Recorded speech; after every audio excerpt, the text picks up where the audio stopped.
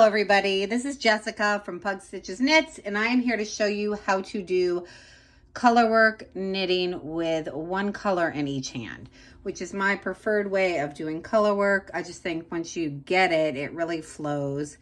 You never have to put down your yarn or do anything funky.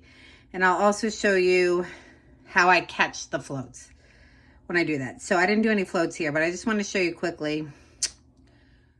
When you're doing color work, you want to always have one color above the other. So my red is on top of my white all the way around. So the bottom color is going to be the dominant color, and I remember that by bottom bold. The bolder color is on the bottom.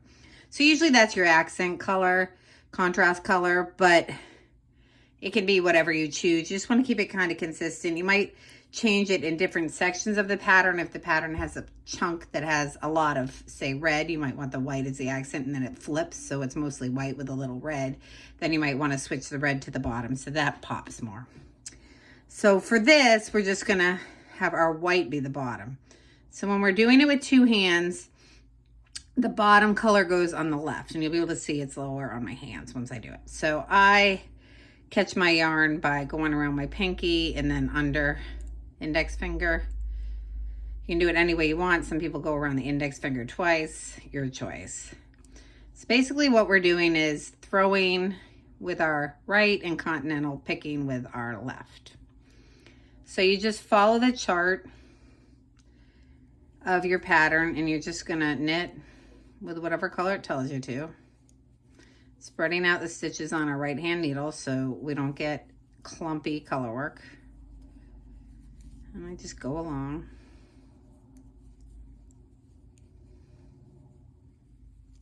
Using whatever color. So when I'm doing this or any knitting, doesn't matter what hand is doing the knitting, I'm always going to be wrapping my yarn around the needle counterclockwise if I'm looking down the top of it. So I'll come around counterclockwise. Counterclockwise. Same with our pearls. Knits, pearls, everything, yarn overs, they all go this way. There's always some exceptions probably if you're doing some kind of fancy stuff, but for the most part, if it doesn't purposely tell you to do something different from the norm is this. So again, with this, I'm wrapping around this way and coming over. Wrapping around this way and coming over. Wrapping around counterclockwise and coming over.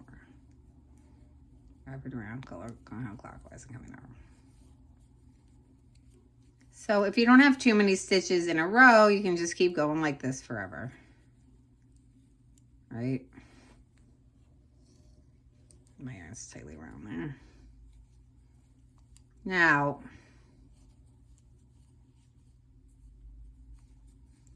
if you have a section that's got more than whatever you feel, but I usually say like around 5 stitches, and it depends, you know, obviously with a glove you would want smaller floats, and if it's something else, like especially, or if it's going to be lined, you could have longer floats. If it's stickier yarn, you can have longer floats. If it's superwash, you might want shorter floats. But whatever you decide, if you have to pick up, I'm going to show you how to catch your floats. So catching our floats is just locking them in the back. Now, when possible, I like to catch above a stitch that's the same color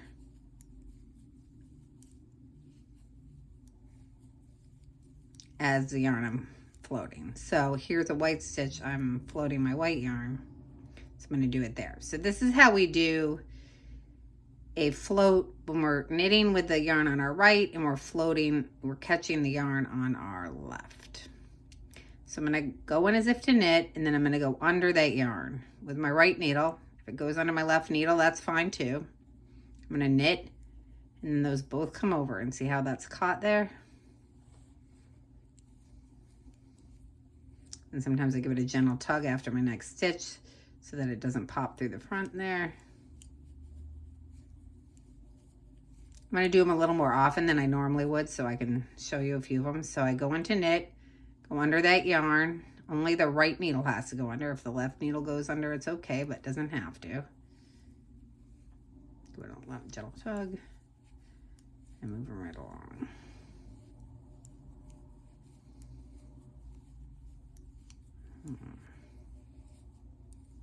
And great, here's a white one, so that'll make it a little more invisible because you're catching the white with the white.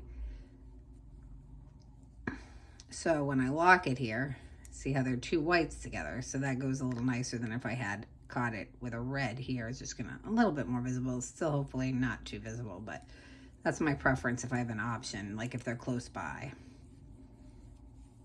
So I go as into knit, that yarn from that needle goes over my right needle, knit, they both come off.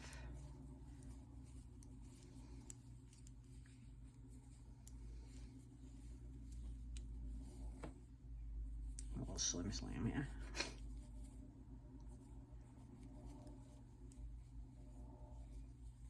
Knitting, I'll go over a red just because it might be easier to see.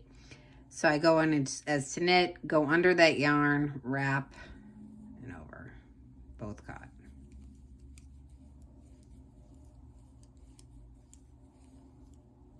Go in, go under, both caught. Do one more. Go in, go under, both caught. All right.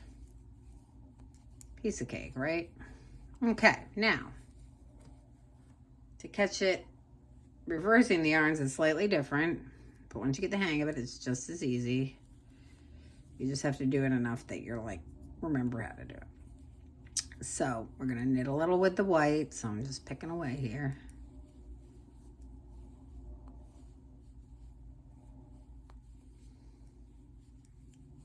Let me catch here. So what I'm gonna do to catch is I'm gonna go in a zip to knit again, but now I'm gonna wrap this yarn around, and I'm gonna wrap the white around, and then I'm gonna unwrap the red, because we're just catching it, we're not knitting with it.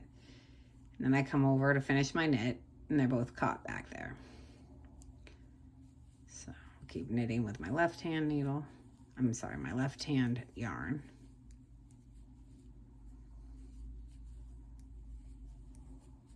So many lefts and rights. All right. So to catch, I go in as if to knit, wrap that yarn, wrap the yarn that I'm knitting with, unwrap that yarn I'm catching, and go through, and it's caught.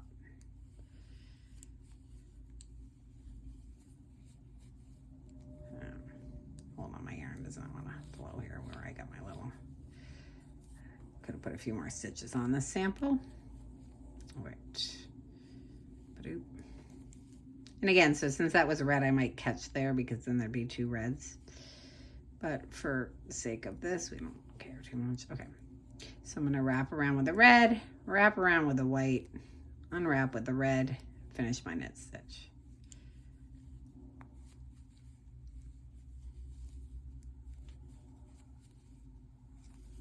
Wrap around with the red, wrap around with the white, unwrap with the red, finish my knit stitch.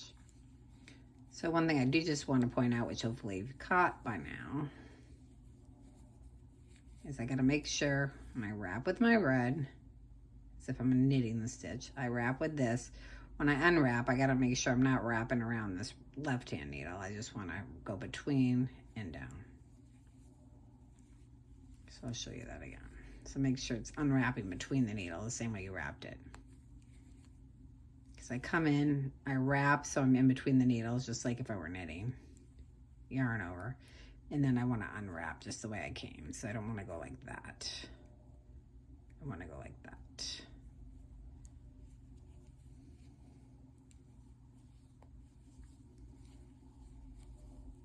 Do a couple more. Okay. Wrap, wrap, unwrap, finish the knit stitch. Give it a gentle tug. Keeping the stitches spread out over here. Wrap, wrap, unwrap, knit, gentle tug. So the reason I do the gentle tug is if I go wrap, wrap, unwrap, knit. Sometimes that sort of shows through right there a little bit. So if I just tug it, it tightens it up. But I still want to keep that spread out.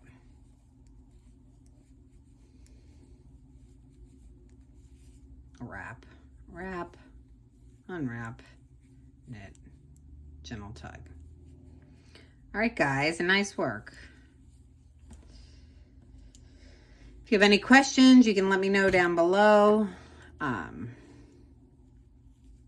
See, it looks nice and neat. And here's a hat. Here's a couple hats that I did. See how nice and neat those are. If you have any questions, let me know. I'm Pug Stitches Knits here on YouTube. I'm Pug Stitches Knits on Instagram and Ravelry. And I hope to see you again soon. Take care.